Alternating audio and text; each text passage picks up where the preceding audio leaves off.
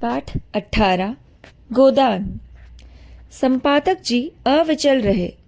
वकील का काम अपने मुवक्किल का हित देखना है, सत्य या असत्य का निराकरण नहीं। तो यूं कहिए कि आप औरतों के वकील हैं। मैं उन सभी लोगों का वकील हूं जो निर्बल हैं, निसहाय हैं, पीड़ित हैं। बड़े बेहया हो यार, मेहता जी कह रहे थे। और यह पुरुषों का षड्यंत्र है, देवियों को ऊंचे शिखर से खींचकर अपने बराबर बनाने के लिए। उन पुरुषों का जो कायर है, जिनमें वैवाहिक जीवन का दायित्व संभालने की क्षमता नहीं है, जो स्वच्छंद काम क्रीड़ा की तरंगों में सांडों की भांति दूसरों को हरी भरी खेती में मुंह डालकर अपने कुत्सित लालसाओं को तृप्त करना चाहते हैं। पश्चिम में इनका षड्यंत्र सफल हो गया। देवियां तितलियां बन गई। मुझे ये कहते हुए शर्म आती है कि इस त्याग और तपस्या की भूमि भारत में भी कुछ वही हवा चल रही है। विशेषकर हमारी शिक्षित बहनों पर वह जादू बड़ी तेजी से चढ़ रहा है। वह गृहिणी का आदर्श त्याग कर तितलियों का रंग पकड़ रही हैं। सरोज उत्तेजित होकर बोली, हम पुरुषों से सलाह नहीं मांगती। अगर वह अपने बारे में स्वतंत्र हैं, तो स्त्रियां भी अपने विषय में स्वतंत्र हैं। युवतियां अब विवाह को पेशा नहीं बनाना चाहती, वह केवल प्रेम के आधार पर विवाह करेंगी। जोर से तालियां बजी, विशेषकर अगली पंक्ति में जो महिलाएं थी। मेहता ने जवाब दिया, जिसे तुम प्रेम कहती हो वह धोखा है, उद्दीप्त है, लालसा का विकृत रूप है, उसी तरह जैसे सन्यास केवल भीख मांगने का संस्कृत रूप है। राय साहब ने मेहता को बधाई दी, क्योंकि अब उनका उपदेश खत्म हो चुका था। आपके मन की बातें कहीं मिस्टर मेहता, मैं आपके एक एक शब्द से सहमत हूँ। मालती हंसी। आप क्यों ना बधाई देंगे? चोर चोर मुसेरे भाई जो होते हैं ना, मगर ये सारा उपदेश गरीब नारियों के ही सर क्यों थोपा जाता है? उन्हीं के सर क्यों आदर्श और मर्यादा और त्याग सब कुछ पालन करने का भार पटका जाता है? मेहता बोले, इसलिए कि वह बात समझती हैं। खन्ना ने मालती की ओर अपनी बड़ी बड़ी आंखों से देखकर कहा, मानो उसके मन की बात समझने की चेष्टा करते हुए कहा, डॉक्टर साहब के ये विचार मुझे तो कोई 100 साल पिछड़े हुए मालूम होते हैं। मालती ने कटु होकर पूछा, कौन से विचार? यही सेवा और कर्तव्य आदि। तो आपको ये विचार 100 साल पिछड़े हुए मालूम होते हैं? तो कृपा करके अपने ताजे विचार बतलाइए। दंपति कैसे सुखी रह सकते हैं, इसका कोई ताजा नुस्खा है आपके पास? खन्ना खसियाई गए। बात कही मालती को खुश करने के लिए थी और वह तिनक उठी। बोली, यह नुस्खा तो मेहता साहब को मालूम होगा। डॉक्टर साहब ने तो बतला दिया और आपके ख्याल में वह 100 साल पुराना है, तो यह नुस्खा आपको बतलाना चाहिए। आपको ज्ञात नहीं कि दुनिया में ऐसी बहुत सी बातें हैं जो कभी पुरानी हो ही नहीं सकती। समाज में इस तरह की समस्याएं हमेशा उठती रहती हैं और हमेशा उठती रहेंगी। मिसेस खन्ना बरामदे में चले गई। मेहता ने उनके पास जाकर प्रणाम करते हुए पूछा, नमस्कार भाभी, मेरे भाषण में विषय में आपकी क्या राय है? मिसेस खन्ना ने आंखें झुकाकर कहा, अच्छा था, बहुत अच्छा, मगर अभी आप अविवाहित हैं। सभी नारियां देवियां हैं, श्रेष्ठ हैं, कर्णधार हैं।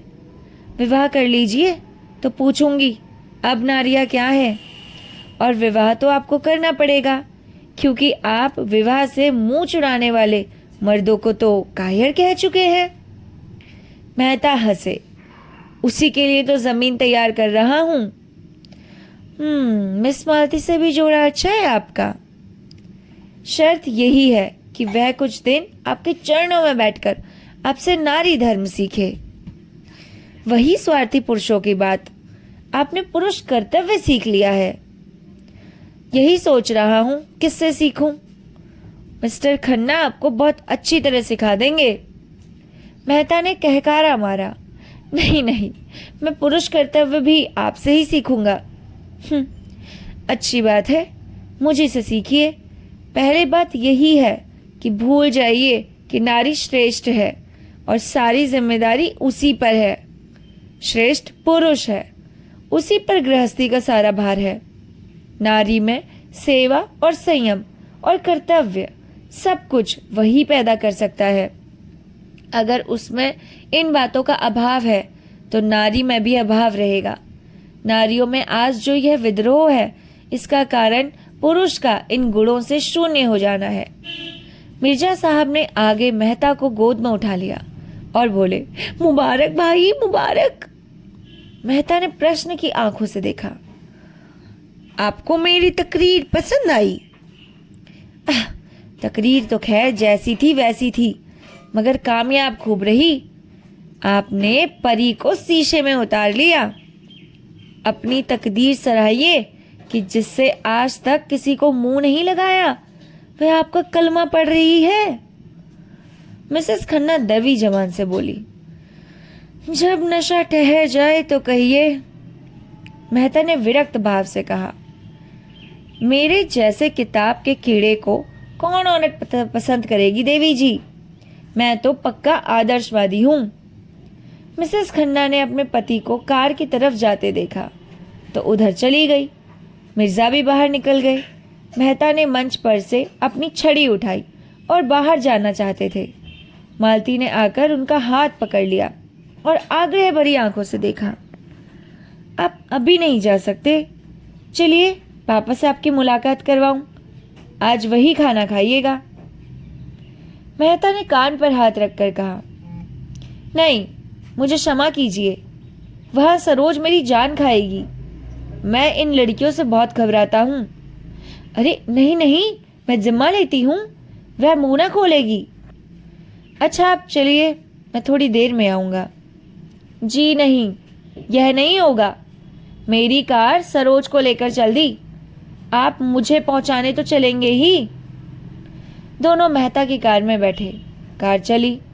एक क्षण बाद मेहता ने पूछा, मैंने सुना है खन्ना साहब अपनी बीवी को मारा करते हैं। तब से मुझे उनकी सूरत से नफरत हो गई। जो आदमी इतना निर्दयी हो उसे मैं आदमी नहीं समझता। उस पर आप नारी जाति के बड़े हितैषी बनते हैं। तुमने उन्हें कभी समझाया नहीं? मालती उद्गिन होकर बोली, ताली हमेशा दो हाथ से बजती है, यह आप भूल जाते हैं। मैं तो ऐसे किसी कारण की कल्पना नहीं कर सकता कि पुरुष अपनी स्त्री को मारे।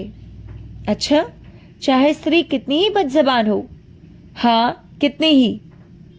तो आप नए किस्म के आदमी हैं।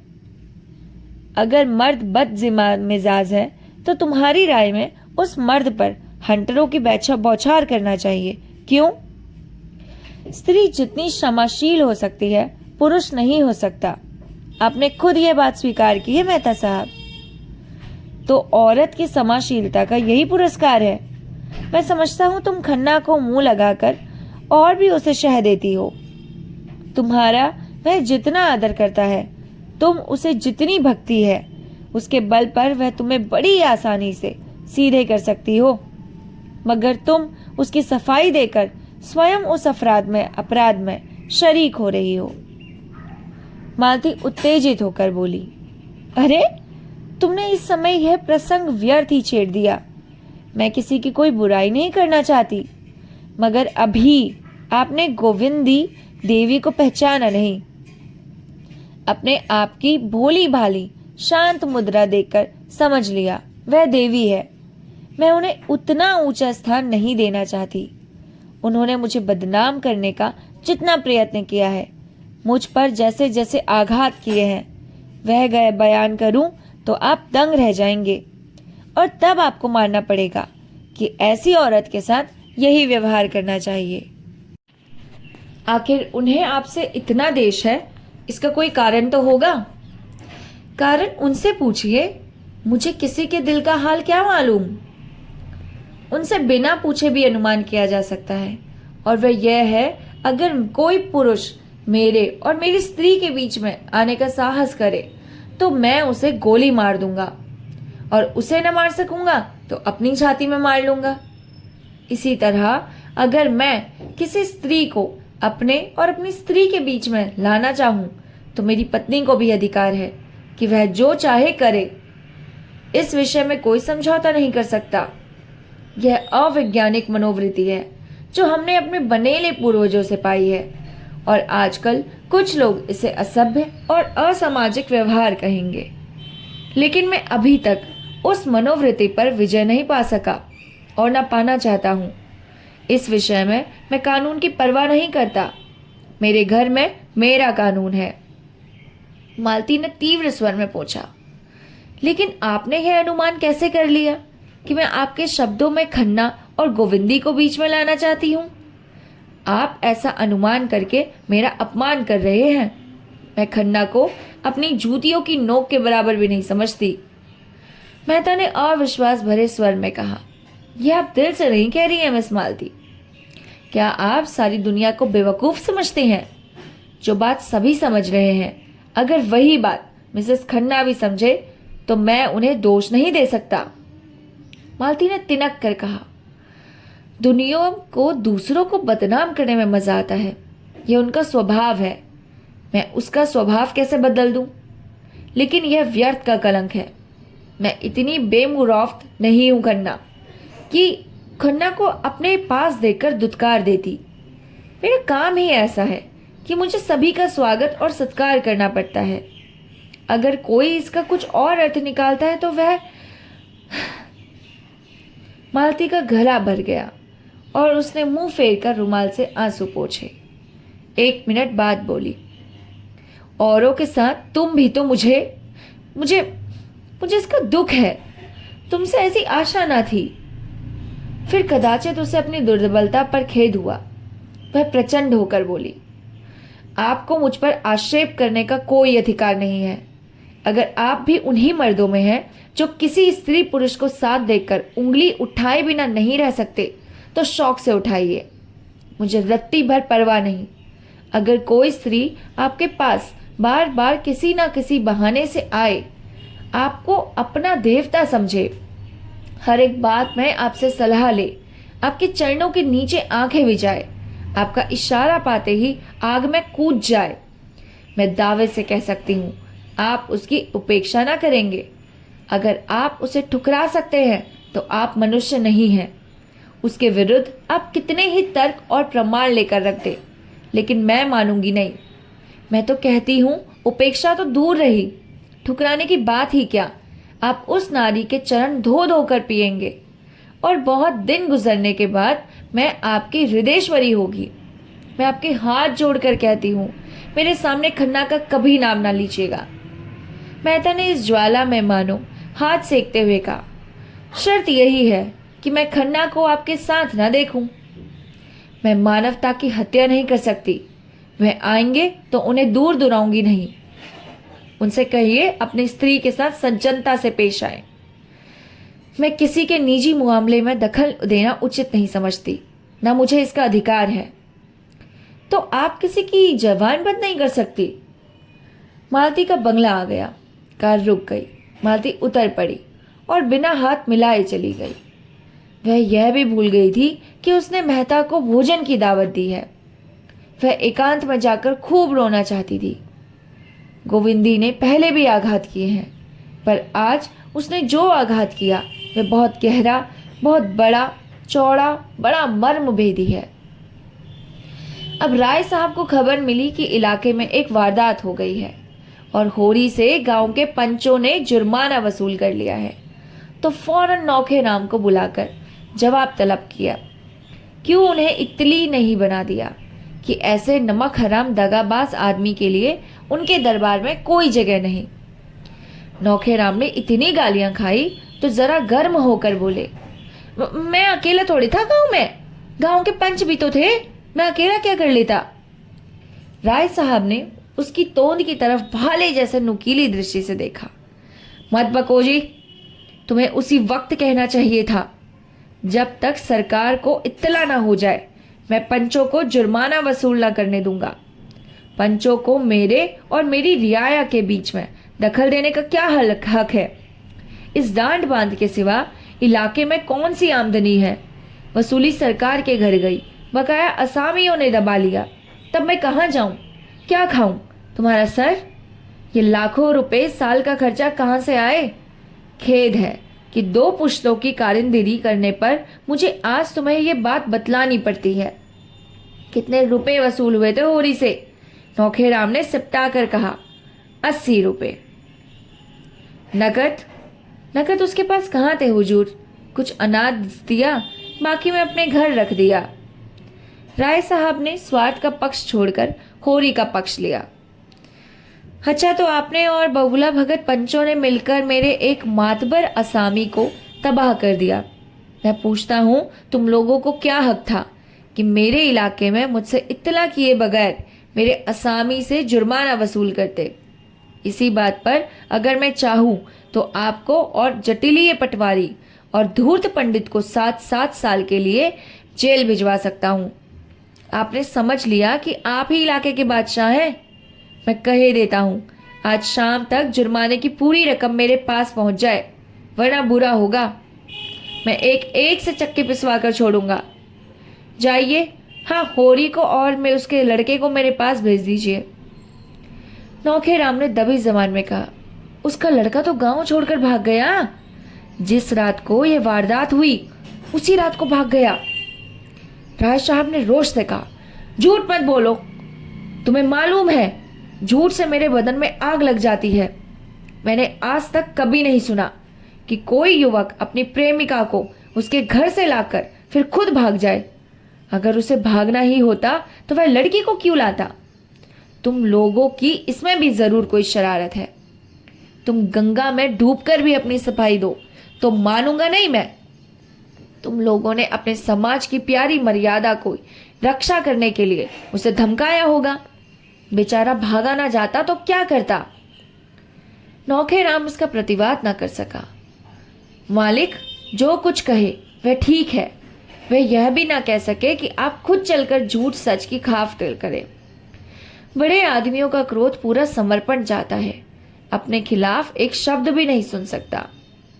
पंचों ने राय साहब का यह फैसला सुना तो नशा हिरन हो गया। अनाज तो अभी तक ज्यों का त्यों पड़ा था, पर रुपए तो कब के गायब हो गए थे। होरी का मकान रेहन लिखा गया, पर उस मकान को देहात में कौन पूछता था? जैसे हिंदू स्त्री पति के साथ घर की स्वामिनी है और पति त्याग दे तो कहीं की नहीं रहती, उसी तरह यह घर होरी के लिए लाख रुपए का है, पर उसकी असली कीमत कुछ भी नहीं। और इधर राय साहब बिना रुपए लिए मानने के लिए नहीं। यही होरी जाकर रो आया होगा। पटेश्वरी लाल सबसे ज्यादा भयभीत थे। उनकी तो नौकरी ही चले जाएगी। चारों सज्जन इस गहन समस्या पर विचार कर रहे थे, पर किसी की अक्ल काम ना करती थी। एक दूसरे पर दोष रखता था। फिर खूब झगड़ा हुआ। पटेश्वरी ने अपनी लंबी शंका दिल गर्दन हिलाकर कहा, मैं मना करता था कि होरी के विषय में हमें चुप्पी साध कर रह जाना चाहिए। गाय के मामले में सबको तावान देना पड़ा। इस मामले में तावान से ही गला ना छूटेगा। नौकरी से हाथ धोना पड़ेगा। मगर तुम लोगों को रुपए की पड़ी थी, निकालो 20-20 रुपए। अब भी कुशल है। कहीं राय साहब ने रपट कर दी तो सब जने बंद जाओगे। दाता दीन ने ब्रह्मा तेज दिखाकर कहा, मेरे पास 20 रुपए की जगह 20 पैसे भी नहीं है। ब्राह्मणों को भेज दिया गया, होम हुआ, क्या इसमें कुछ खर्च नहीं हुआ? राय साहब की हिम्मत है कि मुझे जेल ले जाएं। ब्रह्मा बनकर घर का घर मिटा दूंगा। अभी कुछ किसी ब्राह्मण से पाला नहीं पड़ा है उनका। जिंगूरी सिंह ने भी कुछ इसी आशय में शब्द कहे। वह राय साहब के नौकर नहीं है। उन्होंने होरी को मारा नहीं, पीटा नहीं, कोई दबाव नहीं डाला। होरी अगर प्रायश्चित करना चाहता था तो उन्होंने इसका अवसर दिया। इसके लिए कोई उन पर अपराध नहीं लगा सकता। मगर नौखेराम की गर्दन इतनी आसानी से न छूट सकती थी। यहाँ मजे से बैठे राज करते थे। वेतन तो 10 रुपए से ज्यादा न था, पर 1000 साल की ऊपर की आमदनी थी। सैकड़ों आदमियों पर हुकूमत, 4-4 प्यादे हाजिर, बेगार में सारा काम हो जाता था। थानेदार तक कुर्सी देते थे, और यह चैन उन्हें और कहाँ था। और पटेश्वरी तो नौकरी के बदौलत महाजन बने हुए थे, कहाँ जा सकते थे। 2-3 दिन इसी चिंता में पड़े रहे कि कैसे इस विपत्ति से निकले। आखिर उन्हें एक मार्ग सूझ भी गया। कभी कभी कचहरी में उन्हें दैनिक बिजली देखने को मिल जाती थी। यदि एक गुमनाम पत्र उनके संपादक की सेवा में भेज दिया जाए कि राय साहब किसी तरह असामियों से जुर्माना वसूल करते हैं, तो बचा लेने को लेन देने में पड़ जाएंगे। नौखेराम भी सहमत हो गए। दोनों ने मिलकर किसी तरह एक पत्र लिखा और रजिस्ट्री भेज दिया। यहाँ पर पाठ 18 का यह अध्याय खत्म होता है। मिलते हैं पाठ 19 के साथ। तब तक के लिए आप हमारे चैनल को सब्सक्राइब कीजिए, वीडियो को लाइक कीजिए, शेयर कीजिए, कमेंट करके हमें बताइए कि आपको कौन सा पाठ अच्छा लगता है, आप क्या देखना चाहते हैं, क्या सुनना चाहते हैं। तब तक के लिए नमस्कार।